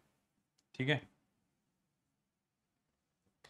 तर आता बघा, तुम्ही कुठलाही कोड डिसाईड केलेला असेल तर फेज 1 जी आहे प्रीची एक्झाम, ती सगळ्यांसाठी सेम आहे. जानेवारीमध्ये जी फेज 1 ची एक्झाम होणार आहे प्रीची एक्झाम, ती सगळ्यांसाठी सेम आहे, सगळ्यांसाठी, सगळ्या कोडवाल्यांसाठी. ठीक आहे, मेन्सच्या एक्झाममध्ये थोडासा फरक आहे. तर आता बघा, प्रीच्या एक्झाममध्ये काय 25 क्वेश्चन इंग्लिशचे आहे, 25 मिनिट आहे, 25 मार्क आहे. कॉन्ट 25 question 25 mark, logic 25 question 25 mark, आणि जीए 25 क्वेश्चन 25 मार्क. सगळ्यांसाठी 15-15 मिनिटाचा सेक्शनल टायमिंग आहे. सर हा पॅटर्न आम्ही थोडासा रेल्वेमध्ये बघितला होता, एसएससी मध्ये बघितला होता. हो, तसं आहे. पण मग सर क्वेश्चन पण तसे आहेत का? नाही, क्वेश्चन्स तुमचे कॉन्ट, एलआर, इंग्लिशचे आपले नॉर्मल आहेत. आणि जरी तिकडचा पॅटर्न असला तर आता तुम्ही ईएसआयसीचा पेपर दिला होता बघा, काहीच प्रॉब्लेम नव्हता आला मुलांना. मस्त जोरदार पेपर गेला होता. आता त्यांच्या स्किल टेस्ट पण झाले. ठीक आहे, काहीच इश्यू नाही आला.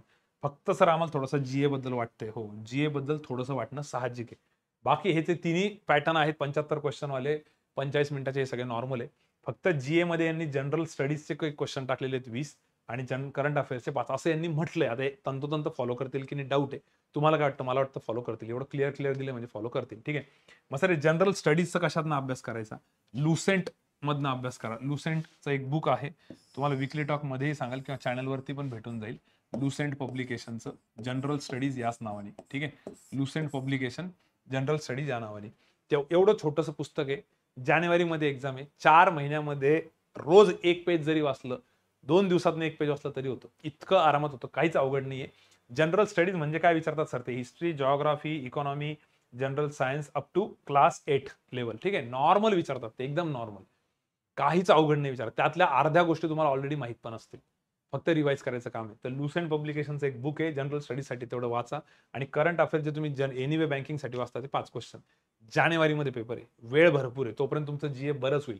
नवीन बॅच असो, जुनी बॅच असो, ऑफलाईनचे स्टुडंट असो, ऑनलाईनचे स्टुडंट असो, हळूहळू तिथपर्यंत तुमचं जीएचं होईल. याचा काहीच वेगळा लोड घ्यायची गरज नाही. सप्टेंबर, ऑक्टोबर, नोव्हेंबर, डिसेंबर, मी म्हणतो दिवाळी नंतर जरी स्टार्ट केलं जनरल स्टडीज तरी पण होऊन जाईल. एवढं काहीच लोड नका घेऊ. ठीक आहे, पण फॉर्म मात्र 100% भरा. 100 क्वेश्चन, 100 मार्क्स, 60 मिनिट्स असा टाइम आहे. फेज 1 सगळ्यांना द्यायची, आणि जेव्हा तुमची ही फेज 1 क्लिअर होईल तेव्हा तुम्ही फेज 2 ला अपिअर व्हाल. आणि फेज 2 मध्ये काय काय आहे तेवढं आपण बघू. तर फेज 1 कळालं, कुठलाही कोड असो, कुठल्याही पोस्टसाठी ऍप्लिकेशन केलेलं असो, फेज 1 तर द्यायची तुम्हाला. ठीक आहे, कट ऑफचं कोणीच विचारू नका, कमेंट्समध्ये पण नका विचारू. का पेपरच नाही झाला तर कट ऑफ कसा कळेल? ठीक आहे, बिलकुल टेन्शन नका. बाकी sir level of difficulty comparatively easy असतो, पेपर खूप इझी असतो. आरबीआय सारखा, इन्शुरन्स सारखा खूप इझी पेपर असतो याचा. ESIC सारखा जसं तुम्ही आता दिलं, पेपर खूप इझी असतो. SBI क्लर्क, IBPS क्लर्क यांच्यासारखा नाही. हे तरी थोडेसे अवघड आहे, त्याच्यापेक्षा पण पेपर इझी असतो, खूप इझी असतो. म्हणजे मोस्टली असं होईल, आत्ताच तुम्ही बघून घ्या, 75 क्वेश्चन सगळ्यांचे अटेम्प्ट असतील, सगळ्यांचे जानेवारीपर्यंत. सगळं डिसायडर काय राहील? जीए राहील फक्त. आणि जे जनरल स्टडीजसाठी पण यातनं क्वेश्चन प्रिपेअर करायचे, फक्त थोडंसं रिव्हिजन करायची गरज आहे. पण जानेवारीत पेपर आहे, आम्ही नोव्हेंबर, डिसेंबरला तुम्हाला याची परत बंबार्डिंग करू, काळजी करू नका. त्याच्याबद्दल स्टडी प्लॅन पण देऊ. सध्या काही लोड घ्यायची गरज नाही. बाकी सर आता फेज 2 साठी काय? आता फेज 2 साठी बघा, फेज 2 साठी तुमचा कोड जो होता त्यानुसार बघा. याच्यात पेपर 1 120, हे पेपर 1 पेपर 2चं वेटेज, आणि हे तुम्ही एकदा नजर फिरवून घ्या फक्त. त्यांनी जसं काही मेन एक्झाम म्हटलेलं नाही, तुम्हाला समजण्यासाठी मी याला मेन एक्झाम नाव दिले. ठीक आहे, आता पोस्टचे कोड बघून घ्या. ABEFH यांनी पेपर 1 आणि पेपर 2 दोन्ही पेपर द्यायचे, दोन्ही पण. म्हणजे ज्यांचं टेक्निकल आहे त्यांनी का हो, सिव्हिल इंजिनियर पोस्टसाठी जे अप्लाय करतायत, ज्युनियर इंजिनियरसाठी, जे टेक्निकलसाठी अप्लाय करतायत, जे हिंदीसाठी अप्लाय करतायत, त्यांनी दोन्ही द्यायचे. इनफॅक्ट सर याच्यामध्ये हे पण आहेत का अकाउंटिंग वाले? यस, मला वाटतं अकाउंटिंग वाले पण आहे. एकच मिनिट, पोस्ट आपण डिफाईन करून घेऊ. हा बरोबर आहे, अकाउंटिंग वाले पण EF. फक्त जनरल आणि डेपॉट वाले जे आहेत नॉर्मल, त्यांच्यासाठी मला वाटतंय पेपर 1च आहे फक्त, जनरल आणि डेपॉटसाठी, D आणि G. बरोबर. बाकी ह्या आहे ज्युनियर इंजिनियर, हे आहे ज्युनियर इंजिनियर, सिव्हिल वाले, मेकॅनिकल इलेक्ट्रिकल वाले, E म्हणजे अकाउंट्स, F म्हणजे टेक्निकल वाले, H म्हणजे हिंदी वाले. तर यांना पेपर 1 आणि पेपर 2 दोन्ही पेपर द्यायचे. बाकी सगळ्यांना फक्त एकच पेपर द्यायचा. ठीक आहे, मग सर एकच राहील सांगतो. आणि हे पेपर 3 हे स्टेनोवाल्यांसाठी, त्यांचा एकच पेपर आहे, त्याला नाव त्यांनी पेपर 3 दिलेलं आहे. त्यांचा पेपर वेगळा आहे, तुम्ही नोटिफिकेशन नीट बघा, त्यात सगळं दिलेलं आहे. ठीक आहे, पेपर 2 मध्ये काय सर? पेपर 2 मध्ये थोडं टेक्निकल आहे. आता पेपर 1 तर नॉर्मलच आहे आपला. परत हे बघा, पेपर 1 म्हणजे हा सगळ्यांना कॉमन आहे. ठीक आहे, तसं बघायला गेलं तर सगळ्यांना हा पेपर 1 तर द्यायचाच आहे. इंग्लिश जिथं आता किती क्वेश्चन होते तिथे? तिकडे 25 होते ना, इकडे पण 25 होते. फक्त 20 मिनिटं आहे. ठीक आहे, एकदा सर चेक करून घ्या बरोबर. 25 आहे. आणि तेवढेच क्वेश्चन आहे जेवढे इकडे होते. फक्त फरक एवढा आहे की टाइम 20 मिनिटं, म्हणजे लेवल थोडीशी जास्त राहील. जसं ESIC UDCला झालं होतं ना, तसं थोडीशी लेवल जास्त राहील, थोडी, जास्त नाही. थोडी 20 बाकी सगळं सेम आहे. आणि GA साठी 45 क्वेश्चन, 45 मिनिट आहे. सर GAचं काय? GAचं थोडं चेंज आहे, सांगतो. पण तेच 4 सब्जेक्ट आहे बघा ना, तेच 4 सब्जेक्ट जे प्रीला आहेत, तेच मेन्सला आहेत. तेच 3 विषय, क्वांटेलर इंग्लिश, मला तर वाटतच नाही क्वांटेलर इंग्लिशचा तुम्हाला काही अभ्यास करायची गरज आहे. FCIचा पेपर जानेवारी ते तोपर्यंत सगळ्या मुलांचं क्लासमध्ये सगळं शिकवून झालेलं असेल, सगळे पेपर देऊन झालेलं असेल. क्वांटेलर इंग्लिशचं तुम्हाला काहीच वेगळं करायची गरज नाही. फक्त तुम्हाला GAला मात्र बघावं लागणार आहे. GA मध्ये कसं, आता जनरल स्टडीज तिथं जे 20 क्वेश्चन होते ते इथं 25 झाले. General science 10 question. Sir general science कोणतं? ते पण अप टू काय दिलेलं त्यांनी? अप टू 10th स्टँडर्ड आहे ना, तिथं 8th स्टँडर्ड होतं. हे लुसेंटमध्ये सगळं दिलेलं आहे. लुसेंट पब्लिकेशनचं बुक तुम्हाला कुठेही भेटून जाईल. हार्ड कॉपी घेतली तरी चालेल, ग्रुपवरती, चॅनलवरती पण भेटून जाईल. आपल्या क्वांटेलरच्या ग्रुपवरती पण भेटेल. ठीक आहे, किंवा त्याची ग्रुपची लिंक, PDF ची लिंक पाठवून देतो आम्ही तुम्हाला डिस्क्रिप्शनमध्ये. ठीक आहे, जनरल सायन्स, करंट अफेअर्सचं तुमचं 5, आणि कम्प्युटर अवेअरनेस याला 5च क्वेश्चन आहे. ते पण एकदम बेसिक, काहीच टेन्शन न घेऊ. नॉर्मल ते त्यावेळेस जरी वाचलं तरी होईल. ठीक आहे, general science up to class 10th. Okay, पण सर सगळं जर का कट ऑफ डिसाईड करणार आहे GAच, तर मग त्याला लाईटली नाही घ्यायचं का? मी काय म्हणतोय, नोव्हेंबर डिसेंबरमध्ये तुमच्या सगळ्या एक्झाम झालेल्या असतील, त्यावेळेस आपण त्याला थोडं रोज केलं तरी होतं. काहीच टेन्शन न घेऊ. फक्त हे लुसेंटचं बुक आतापासून चालू करा, काही करायचं असेल तर. बाकी सगळा प्लॅन तुम्हाला वीकली टॉकमध्ये बघायला भेटेल. म्हणजे सर आम्ही कोणत्याही पोस्टला आपल्याला अप्लाय केलेला असेल तरी आम्हाला मेन्समध्ये जाऊन ही एक्झाम द्यायचीच. यस, हा पेपर 1 द्यायचा आहे. आणि जसा हा पेपर 1 होईल, लगेच पेपर 2 आहे टेक्निकल वाल्यांचा. ते पण एका सिंगल सिटिंगमध्ये. हे बघा, सिंगल सिटिंगमध्ये असं नाहीये की आज पेपर 1 आणि उद्या पेपर 2 नाही. एक पेपर 1 झाला की लगेच जसं आपलं डिस्क्रिप्टिव्ह असतं बघा इंग्लिशमधलं त्या टाईपमध्ये. इथं तसं काही नाहीये, पण ठीक आहे. मग सर आता हे कोण-कोण आता ॲग्रीकल्चर ग्रॅज्युएट, कॉमर्स ग्रॅज्युएट त्यानंतर सिव्हिलवाले हे ज्यांनी त्या पोस्टला अप्लाय केलेले त्या सगळ्यांना टेक्निकलचा पेपर राहील. तर टेक्निकलच्या पेपरमध्ये कसं असेल, टेक्निकलचा पेपर 2 जो आहे तो तुमचा 60 क्वेश्चनचा राहील. ज्याला 120 मार्क असणार आहे आणि 60च मिनिटं असतील. म्हणजे 2-2 मार्कला एक-एक क्वेश्चन. हे तर त्याच्यात काय वेगळा अभ्यास करायचा अभ्यास तुम्हाला याच्या व्यतिरिक्त त्याचा चालू ठेवायचा आहे. ठीक आहे. त्याचा सगळा सिलॅबस जो आहे, काय येणार आहे पेपरला, सिलॅबस जो आहे तो सगळा 12 आणि 13 नंबरच्या पेजवरती दिलेला आहे त्या पीडीएफमध्ये. ती पीडीएफ आपण चॅनलवरती पण बघा तुम्ही. तुम्हाला आम्ही डिस्क्रिप्शनमध्ये पण त्याची लिंक देतो. क्लिअर? तर आय होप सगळ्यांचं क्लिअर असेल की आपल्याला काय करायचंय. बेसिकली सॉर्ट आउट करायचं असेल तर कॉन्ट, एलआर, इंग्लिश आणि जीए 4 विषय. कॉन्ट, एलआर, इंग्लिशचं काहीच टेन्शन नका घेऊ, जे आपलं चालू आहे तेच. सर मेन्सुरेशन वगैरे काही वेगळं प्रिपेअर करू का? एक्स्ट्रा काहीच करायची गरज नाही. नॉर्मल तुम्हाला फक्त स्क्वेअर्सचे, रेक्टँगलचे फॉर्म्युले करावे लागतील. त्याच्यासाठी पण लागलं तर नोव्हेंबर, डिसेंबरमध्ये एखादं लेक्चर घेऊन टाकल मी YouTubeवरती सगळ्यांसाठी कॉमन, की area of square, area of rectangle वगैरे बेसिकचं त्याचं लेक्चर घेऊन टाकल नोव्हेंबर, डिसेंबरला. ठीक आहे. आत्तापासून मागे लागू नका, टेन्शन घेऊ नका. तर या 3 विषयांचा मला वाटतं काहीच लोड घ्यायचा नाही. मस्त फॉर्म भरायचा, रिलॅक्स राहायचे. जीएचं पण आपलं जे चालू आहे ते करायचं आणि फक्त लुसेंटचं हे पुस्तक तुम्हाला एक साइड बाय साइड थोडंसं प्रिपेअर करावं लागेल. ते पण तुम्ही नोव्हेंबर, डिसेंबरला जरी स्टार्ट केलं तरी चालेल. तर सध्या फॉर्म बिंदास भरून टाका सगळ्यांनी. काहीच लोड घेऊ नका. काही डाऊट्स असले तुम्हाला सिलेबस रिलेटेड फॉर्म भरण्याबद्दल तर वीकली टॉकमध्ये आपण ते कव्हर करू. ठीक आहे. आता पुढे जाऊ. आता ही एक मेन जी तुमची चूक होते बऱ्याच जणांची, नवीन मुलं असतील फॉर्म भरताना, त्यांना सगळ्यांनी तुमचा फोटो जो आहे तो एखाद्या फोटो स्टुडिओमध्ये जाऊन फोटो काढा प्रॉपर व्हाईट बॅकग्राऊंडवरती. प्रॉपर चष्मा असेल तर चष्मा काढून नॉर्मल व्यवस्थित काहीच गडबड नका करू. डोळे लाल झाले, हे झाले, ते झाले, काहीच नका करून त्याला 20 ते 50 KB पर्यंत सेट करा त्या फोटोला. ठीक आहे. फोटोग्राफरकडनं तिथं सेट करून घ्या. तो तुम्हाला व्यवस्थित सेट करून देईल. तुमची एका व्हाईट पेजवरती, ब्लँक पेजवरती, व्हाईट ब्लँक पेज, आपलं लाईनवालं पेज नाही, त्याच्यावरती तुमची सिग्नेचर करा. सिग्नेचर प्रॉपर करा, व्यवस्थित करा. त्या पूर्ण साईजमध्ये बसेल अशी करा, जेवढे काय तुमचं सिग्नेचरला तुम्ही क्रॉप करणार आहे. आणि ते क्रॉप करून मी तर म्हणतो फोटोवाल्याकडे गेले ना, त्याच्याकडूनच व्हाईट पेज घ्यायचा, तिथं सिग्नेचर करायचं. त्याला म्हणा हे पण क्रॉप करून दे. 5, 10, 20, 25 रुपये घेईल, तो काही टेन्शन नाही. बरेच मुलं मोबाईलमध्ये स्कॅन बिन करून करतात, पण ते त्याचा लोगो येऊन जातो तो एखाद्या ॲपचा. तर हे प्रॉपर करा आणि स्वतःच्या मेल आयडीवरती स्वतःला सेंड करून ठेवा. स्वतःच्या मेल आयडीवरती, व्हॉट्सअपवरती नाही म्हटलं, मेल आयडीवरती. कारण हे तुम्हाला प्रत्येक एक्झामला लागतंच आहे. आणि आमचं ही स्लाईड पण कॉमन असते. Photo, signature, left hand thumb impression, त्याची पण ही साईज पाहिजे. सिग्नेचर ब्लॅक पेननी करायची आहे. Left hand thumb impression black किंवा ब्ल्यूचं. ठीक आहे. डाव्या हाताचा अंगठा, लेफ्ट हँड थंब इम्प्रेशन. ठीक आहे. ओके. त्यानंतर डिक्लेरेशनची पण एक साईज दिलेली आहे. सर हे डिक्लेरेशन काय असतं? Handwritten declaration. हे हँड रिटन डिक्लेरेशन या व्हिडिओच्या खालीच तुम्हाला कमेंट बॉक्समध्ये याची लिंक भेटेल. हँड रिटन डिक्लेरेशन दिलेलं असतं त्यांनी. ते पूर्ण इंग्लिशमध्ये दिलेलं, ते ॲज इट इज कॉपी करायचं, फक्त स्वतःचं नाव टाकायचं. त्याच्यात एवढंच लिहिलेलं असतं की हे माझं नाव आहे आणि मी सगळी माहिती प्रॉपर व्यवस्थित भरलेली आहे. त्यांनी सगळा टेक्स्ट दिलेला असतो. तो text as it is copy करायचा असतो. As it is. तुम्हाला हा टेक्स्ट आपल्या टेलिग्राम चॅनलवरती पण भेटेल. टेलिग्राम चॅनल जॉईन करून ठेवा. आणि याची लिंक आम्ही डिस्क्रिप्शनमध्ये देऊ. ते हँड रिटन डिक्लेरेशन घ्यायचं, एका व्हाईट पेजवरती डिक्लेरेशन पूर्ण लिहून काढायचं आणि तिथे फक्त तुमचं नाव टाकायचं, बस, बाकी काहीच नाही. ठीक आहे. हे सगळं त्यात दिलेलं, नाव कुठे टाकायचं काय सगळं, याची आम्ही लिंक तुम्हाला देतो, काळजी करू नका. ठीक आहे. त्याच्यानंतर फक्त कॅपिटलमध्ये सिग्नेचर करू नका. अख्खी सिग्नेचर कॅपिटलमध्ये नका करू. जसं माझं नाव आहे शुभम, तर शुभम नाव म्हणजे माझी सिग्नेचर कॅपिटल शुभम नाही पाहिजे.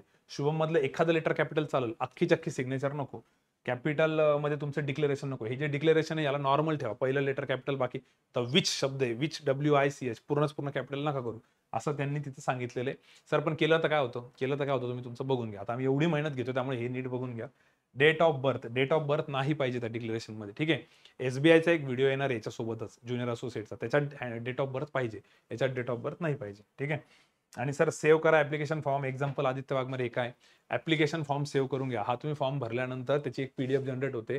ते तुम्हाला प्रिव्ह्यू विचारतात तिथे तुम्हाला, की हा एकदा बघून घ्या, हा असाच तुम्ही फॉर्म भरलेला आहे, बरोबर आहे का? तर तो एकदा नीट बघायचा, काहीच गडबड करायची नाही. त्याच्यानंतर मुलांचे पैसे जातात, म्हणतात सर मी परत फॉर्म भरू का? तर भरा, तुमची इच्छा. ठीक आहे. तर त्याची PDF सेव्ह करा. सर का बरं?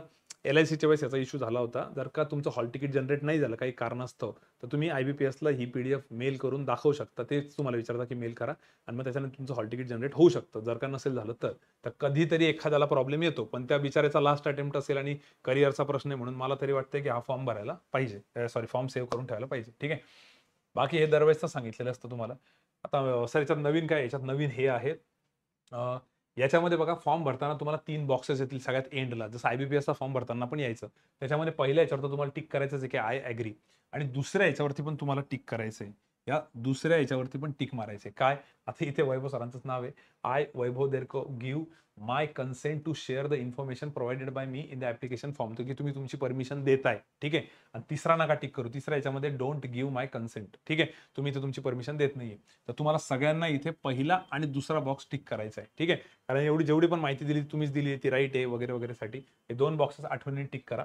आणि त्याच्यानंतर इथे हे पण एका प्रकारचं डिक्लेरेशन आहे बरं का. ह्या डिक्लेरेशनला कॉपी नका करू. ते डिक्लेरेशन वेगळे आणि हे डिक्लेरेशन वेगळे. त्याचा आम्ही तुम्हाला लिंक प्रोव्हाइड करतो ग्रुपवरती.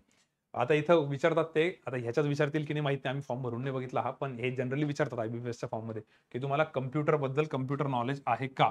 तर कम्प्युटर नॉलेज आहे का, त्याच्यात 3-4 येस म्हटल्यानंतर हे 3-4 ऑप्शन येतात. सर्टिफिकेशन तुम्ही केलेलं आहे, डिप्लोमा केलेला आहे, डिग्री केलेलं आहे. आता एखाद्याची डिग्रीज कम्प्युटरमध्ये असेल तर डिग्री सिलेक्ट करा. एखाद्याने डिप्लोमा कोर्स केलेला असेल तर डिप्लोमा कोर्स सिलेक्ट करा कम्प्युटरमधला. एखाद्याकडे सर्टिफिकेट असेल MSc-ITचं किंवा कम्प्युटरच्या बेसिक नॉलेजचं ते सिलेक्ट करा. किंवा स्टडी इन हायर स्कूल किंवा कॉलेज किंवा तुमच्या इन्स्टिट्यूटमध्ये असं तर तुम्ही लिहू शकता ना, कारण कॉलेजमध्ये तर झालेला असतो हा सब्जेक्ट कुठे ना कुठेतरी, किंवा स्कूलमध्ये झालेला असतो. तर तरी नसेल झाला तरी ह्याच्यामध्ये टाकून द्यायचं. हे कुठे ना कुठेतरी प्रत्येकाला झालेलंच असतं. सर असं कसं काय टाकायचं? कारण की त्यांना एवढंच पाहिजे की तुमचं कम्प्युटरशी रिलेटेड बेसिक नॉलेज आहे. उद्या तुम्ही ऑफिसमध्ये गेल्यावर म्हणायला नको की नाही मला कम्प्युटरचं काहीच नॉलेज येत नाही, मी काम नाही करणार. असं म्हणायला नको. त्याचं प्रूफ आहे की बाबा तुम्ही फॉर्ममध्येच लिहिलं होतं. त्याच्याशिवाय तो फॉर्म पुढे जाणार नाही. कम्प्युटर ॲज अ सब्जेक्ट जरी टाकलं तरी जमतं. ठीक आहे. आणि तेवढं नॉलेज सगळ्यांना आहे आजकाल. कम्प्युटर कसं चालू करायचं, कसं बंद करायचं, कसं ऑन करायचं, कसं ऑफ करायचं, बेसिक वर्डचं एक्सेलचं नॉलेज असतं. नसेल तर याची स्किल टेस्ट असते फेस ऑनलाईन एक्झाम झाल्यानंतर. त्याच्यामध्ये करायची थोडं ते चेक करता. काही टेन्शन घेऊ नका. याच्याबद्दल काहीच मेजर इश्यू नाही आहे. कम्प्युटरचं नॉलेज आणि एखाद्याला जेन्युइनली नसेल तर माझी एक रिक्वेस्ट आहे. आजच MSc-ITसाठी ॲप्लिकेशन देऊन टाका. MSc-IT कम्प्युटरचं एक MSc-ITचं सर्टिफिकेट घ्या. आता सप्टेंबरमध्ये तुम्ही हा फॉर्म भरला की तो एक फॉर्म भरून टाका. काहीच प्रॉब्लेम नाही. त्याच्याने पण काम होऊन जातं. ठीक आहे. जानेवारीत एक्झाम आहे, तोपर्यंत तुमचं सर्टिफिकेट येऊन जातं. तर आता मेन कॉमन डाउट्स काय आहेत? इम्पॉर्टंट डाउट्स काय आहेत बघा. SSCचा पॅटर्न आहे का? तर नाही, असं काही नाहीये. फक्त GAचा जनरल स्टडी चालेल आहे. त्यात पण लुसेंट तुमच्या प्रश्नाचं उत्तर आहे. लुसेंटचं बुक जर तुम्ही फॉलो केलं तर तुमचं बेसिक नॉलेज तुम्हाला येऊन जातं. SSCचा पॅटर्न वगैरे असं काही जास्त लोड घेऊ नका. हे मेजर डाउट्स असतात मुलांचे, हे ऐकून घ्या. कम्प्युटर नॉलेजचं मी आत्ता बोललो तुम्हाला की तुम्ही काही ना काहीतरी कुठे ना कुठेतरी तुम्ही सिलेक्ट करालच यांच्यापैकी. काहीतरी एक सर्टिफिकेशन, डिप्लोमा, डिग्री किंवा स्टडीड इन धिस. आणि सर बाकी बाकी ॲटलीस्ट MSc-ITला अप्लाय करून टाका. सर MSc-ITचं सर्टिफिकेट असणं मॅन्डेटरी का? नाही, मॅन्डेटरी नाहीये, पण तुम्ही अप्लाय करून ठेवा. जर तुमचं कुठेच कॉलेजमध्ये ग्रॅज्युएशनला कुठे काही सब्जेक्ट नसेल तर तेवढं एक तुमच्याकडे प्रूफ राहील. ठीक आहे. आणि खूप काही अभ्यास नसतो करायचा MSc-ITचा, होऊन जातं ते लगेच. स्पेलिंग मिस्टेक असेल सर आमच्या याच्यामध्ये तर स्पेलिंग मिस्टेक दुरुस्त करा. तुमचं आधार कार्ड, पॅन कार्ड कशातही प्रॉब्लेम असेल तर प्लीज त्याला दुरुस्त करून घ्या. अप्लाय करून टाका. 15-20 दिवसात, एका महिन्यात येऊन जातं ते. काहीच प्रॉब्लेम नाही. अजून एक्झाम खूप पुढे आहे. तर स्पेलिंग मिस्टेक असेल तर करेक्ट करा. वडिलांच्या नावाची स्पेलिंग चुकीची असेल वगैरे तर जर का ते चुकीचं असेल तरी कोर्टात जायचं, 100 रुपयाच्या याच्यावरती वगैरे, किंवा नोटरी करून घ्यायची, ॲफिडेव्हिट करायचं. एकदम सोपं आहे. 10 ते 15 मिनिटं लागतात. त्यांना सांगायचं की हे नाव, आणि त्यांच्याकडे फॉर्मॅट पण असतो. त्यांना म्हणा फक्त माझं नाव चेंज आहे, मला एक्झाम द्यायची आहे. ते तुम्हाला सांगतील कोर्टात गेल्यानंतर ते बाहेरच लोक बसलेले असतात. ते तुम्हाला सांगतील की हां, हे नाव आणि हे नाव सेम असतं. याच्यासाठी आम्हाला टाइप करून घ्यायचं की हा आणि हा पर्सन सेम आहे. तर तुम्हाला एक्झाम देतानाही कधी प्रॉब्लेम येत नाही, आणि एक्झाम दिल्यानंतर पुढे जर सिलेक्शन झालं तर त्यावेळेसही काही प्रॉब्लेम येत नाही. ठीक आहे. पण शक्यतो जेवढे तुमचे सर्टिफिकेट आहे तेवढे करेक्ट करण्याचा प्रयत्न करा, आणि ते झालं नाही तर नंतर हे तुमच्याकडे बॅकअप ऑप्शन आहे. डॉक्युमेंट्सचं पण तसंच आहे. सगळ्या डॉक्युमेंट्स क्लिअर ठेवा तुमच्या. आधार कार्ड, पॅन कार्ड ह्या 2 गोष्टी तर क्लिअर राहू द्या. आधार कार्ड, पॅन कार्डचा जर प्रॉब्लेम असेल मेजर, तर बँकेचं पासबुक हे पण एक ऑप्शन आहे. ठीक आहे. पर्सेंटेज आणि CGPA याच्यामध्ये कुठली अट नाहीये पर्सेंटेजची ग्रॅज्युएशनच्या. पण पर्सेंटेज टाकताना जर तुमचा शक्यतो ॲग्रीगेट टाका. आता काही युनिव्हर्सिटीजचा ॲग्रीगेट त्यांच्या शेवटच्या 2 वर्षांचा असतो. काहींचा फक्त फायनल इयरचाच पकडता, काहींचा 3 वर्षाचा पकडता, काहींचा 4-4 वर्षाचा पकडता. तर 4 वर्षाचं ग्रॅज्युएशन असेल तर मला तरी वाटतं एकदा ॲग्रीगेट काढून घ्या तुमचा, जो ॲग्रीगेट होतो टाका, कारण तशी पर्सेंटेजची अट नाहीये. भलेही तो ॲग्रीगेट 40 असेल, 45 असेल, 50 असेल, त्याची लाज नका वाटू देऊ, पण तोच टाका, कारण ते मॅटर करतं. ठीक आहे. ॲग्रीगेट टाका. आणि ॲग्रीगेट एकदा काढून ठेवा तुम्ही, सगळ्या एक्झामसाठी तुम्हाला कामात येईल. आणि CGPA असेल तर कन्व्हर्जन कसं करायचं, तुमचा 6 पॉइंटर असेल तर त्याला इंटू 10 करायचं, 60. पण सर प्रत्येक वेळेस 10 का? नाही, काही काही ठिकाणी 9.5 असतं, काही ठिकाणी 9 असतं. तुमच्या युनिव्हर्सिटीच्या सर्टिफिकेटच्या मागे बॅक साईडला ते दिलेलं असतं, किंवा तुमच्या सिनियर्सला विचारा किंवा तुमच्या टीचर लोकांना विचारा ग्रॅज्युएशनच्या, ते तुम्हाला सांगतील की CGPAला पर्सेंटेजमध्ये कसं कन्व्हर्ट करायचं. पण माझं म्हणणं काय, त्याला चुकीचा टाकू नका. जो तुमचा ॲग्रीगेट आहे तोच टाका. का बरं? कारण तसाही पर्सेंटेजचा अट नाही आहे. उगाच त्याच्यामुळे तुम्हाला उद्या जाऊन पुढे प्रॉब्लेम नको यायला. ठीक आहे. तर बस त्याला कन्वर्ट करून घ्या, लोड घेऊ नका. ओपन युनिव्हर्सिटीची डिग्री चालते का? हो. डिप्लोमा चालतो का? डिप्लोमा, पण त्यात 1 वर्षाचा एक्सपिरियन्स असेल तरच. आणि डिप्लोमा नंतर ग्रॅज्युएशन झालं असेल तर मग ग्रॅज्युएशनचं काही टेन्शन नाही. ठीक आहे. हे सगळं सुरुवातीलाच क्लिअर केलं मी. डिप्लोमा असेल तर 1 वर्षाचा एक्सपिरियन्स कंपल्सरी आहे इलेक्ट्रिकल, मेकॅनिकल आणि सिव्हिलवाल्यांसाठी. पण सर आमचा डिप्लोमा नंतर पुढचं कंप्लीट झालेलं आहे आमचं एज्युकेशन. मग ठीक आहे, मग तुम्ही डिग्रीच्या बेसिसवर भरा फॉर्म. ठीक आहे. डिफरन्स बिटवीन डेपॉट अँड जनरलच्या पोस्टचं काय? तर डेपॉट म्हणजे तुम्हाला थोडंसं फील्डवरती जावं लागतं. जनरल म्हणजे तेवढं जायची गरज पडत नाही. पण मी काही स्टुडंटला विचारलं ते म्हणजे सर आम्ही जनरलिस्टच्या पोस्टवरती आहे, पण आम्हाला पण जावं लागतंच. ठीक आहे. काही हरकत नाही. पण डेपॉटवाल्यांची सॅलरी मात्र थोडी जास्त राहते जनरलपेक्षा, कारण तुम्ही एक्स्ट्रा फील्डवरती जाताय, तुम्हाला पैसे जास्त भेटतात. आणि दिवसभर तुम्हाला तिकडे पाठवता का असं नाही, रोज पाठवता का असंही नाही. ठीक आहे. हे मी ऑलरेडी एक्सप्लेन केलेलं होतं. फेक आणि रिपीट फॉर्म. बरेच जण काय करतील, फेक फॉर्म भरतील. तर प्लीज फेक फॉर्म भरू नका, मस्ती करू नका. ठीक आहे. तुम्ही इलिजिबल नाही आहेत तर नकाच भरू. आणि सर काही मुलं असे आहेत की जे हँडिकॅप स्टुडंट सोबत रायटर म्हणून जातात. या एक्झाममध्ये हँडिकॅप स्टुडंट सोबत जर जायचं असेल तर तुम्ही 1 स्टेप बिलो पाहिजे. 1 स्टेप बिलो म्हणजे जर का तो मुलगा हँडिकॅप स्टुडंट जे ग्रॅज्युएट असेल तर तुम्ही अंडर ग्रॅज्युएट पाहिजे. जर तोच अंडर ग्रॅज्युएट असेल तर मग तर फार मुश्किल आहे, त्याला फॉर्म तसंही भरता येत नाही. तो जर पोस्ट ग्रॅज्युएट असेल तर तुम्ही ग्रॅज्युएशनवाले चालता. तर फेक आणि रिपीट फॉर्म फेक फॉर्म शक्यतो भरू नका. रिपीट फॉर्म भरला तो जो लास्ट फॉर्म असतो तो एक्सेप्ट होतो. ठीक आहे. ईडब्ल्यूएस, ओबीसी, सेंट्रल स्टेटच्या सर सर्टिफिकेटचं कसं? ईडब्ल्यूसीच्या सर्टिफिकेटचा थोडा मध्ये इश्यू चालला होता, पण आता तो इश्यू सॉर्ट आउट झालेला आहे. आणि तुम्हाला सेंट्रलचंच सर्टिफिकेट लागतं, ओबीसीचं पण, ईडब्ल्यूएसचं पण, बाकीच्या पण याचं एससी एसटीचं पण. तर ते या फायनान्शियल इयरमधलं पाहिजे असं तिथं क्लिअरली मेन्शन केलेलं आहे. ठीक आहे. फायनान्शियल इयर म्हणजे 1 एप्रिल 2022च्या पुढचं. आता तुमच्यातलं एखाद्याने ओबीसीचं सर्टिफिकेट काढलं असेल 1 मार्चला आणि त्याला वाटत असेल मी याच वर्षी काढलं. या वर्षी काढलं नाही, ते संपून गेलं फायनान्शियल इयरमध्ये. ते तुमचं चालू झालं पाहिजे 1 एप्रिल 2022च्या पुढे. मागच्या वेळेस त्यांनी असं सांगितलं होतं की ज्यावेळेस रिक्रुटमेंट आली त्यावेळेस तुमच्याकडे पाहिजे, किंवा काही जणांनी थोडंसं ढिल्लं घेतलं त्या वर्षभरातलं पण चालतं. त्यामुळे जेवढे पण ईडब्ल्यूएस, ओबीसीचे कॅन्डिडेट्स आहेत त्यांनी लवकरात लवकर ते सर्टिफिकेट काढा. फॉर्म भरायची लास्ट डेट 5 ऑक्टोबर आहे. मी म्हणेल की 5 ऑक्टोबरच्या ऐवजी आपण समजा 30 सप्टेंबर पकडू. तर 30 सप्टेंबरच्या आधी ॲटलीस्ट अप्लाय तर करून टाका ईडब्ल्यूएस आणि ओबीसीला. पुढे जाऊन प्रॉब्लेम नको व्हायला. जर त्यांनी सिलेक्शन झाल्यावर म्हटलं की आम्हाला तर तुमच्या आधीच पाहिजे होतं, तुम्ही तर हे एक्झाम दिल्यानंतर काढले सर्टिफिकेट, तर प्रॉब्लेम येऊ शकतो. कारण ईडब्ल्यूएससाठी पण तुम्हाला इन्कम सर्टिफिकेट लागतंच. बरोबर? तर त्याचं सेंट्रलचं सर्टिफिकेट काढून घ्या. काही जणांकडे ईडब्ल्यूएसचं स्टेटचं असेल तर सेंट्रलसाठी अप्लाय करा. ठीक आहे. आणि काही जण ईडब्ल्यूएससाठी जातील तर स्टेटसाठी ते म्हणतील की सध्या बंदी आहे, सध्या त्याच्यावरती स्टे आणलेला आहे, तर त्यांना सेंट्रलचं पाहिजे म्हणा आम्हाला. ठीक आहे. तर सेंट्रलचं भेटेल. तुमच्या जवळच्या सेतू कार्यालयामध्ये किंवा तहसीलमध्ये वगैरे जाऊन हे सगळं चेक करा. ठीक आहे. पण सेंट्रलचं सर्टिफिकेट आणि या फायनान्शियल इयरचं 1 एप्रिल नंतरचं. सर जर मी 1 फेब्रुवारीला काढलं असेल तर परत काढा. 1 एप्रिल 2022च्या नंतर काढलेलं पाहिजे. नसेल काढलेलं तर काढून घ्या. ठीक आहे. ॲग्रीचा सर ग्रुप ए करायचा, ग्रुप बी, तर ग्रुप एच करा. ग्रुप एमध्ये ॲग्रिकल्चर, बॉटनी आणि झुलॉजी. त्यासाठी बॉटनी आणि झूसाठी तुम्ही MCR आपले हे 11-12चे जे बुक्स आहेत ते रेफर करा. आणि नंबर ऑफ अटेम्प्ट्स वगैरे तर काही मला वाटत नाही याच्यामध्ये विचारत असतील म्हणून. ठीक आहे. नंबर ऑफ अटेम्प्ट्स नसते विचारत, IBPS विचारतात जनरली. सेक्शनल कट ऑफ असतोच मला वाटतं. मागच्या वेळेसचं काय सांगितलं पोरांनी, सेक्शनल कट ऑफ जो आहे, पण आता सेक्शनल कट ऑफ ह्याच्यात एवढा मॅटर नाही करत, कारण की याचा ओव्हरऑल कट ऑफच खूप तगडा लागतो. तर सेक्शनल कट ऑफ नाही मॅटर करत, पण ज्यांचं टेक्निकल आहे त्याच्यासाठी टेक्निकलचा कट ऑफ आहे, पण तो पण खूप जास्त नाही लागत. ठीक आहे. सेक्शनल कट ऑफ याचा मॅटरच नाही करणार, कारण सेक्शनल जर तुमचा नाही निघाला तुमचा ओव्हरऑल निघतच नाही असं समजून घ्या. कारण ओव्हरऑल कट ऑफ चांगला लागतो याचा, कारण पेपर सोपा असतो. ठीक आहे. सो आय होप तुमचे सगळे डाऊट्स क्लिअर झाले असतील. सर तुम्हाला काय वाटते काही डाऊट्स?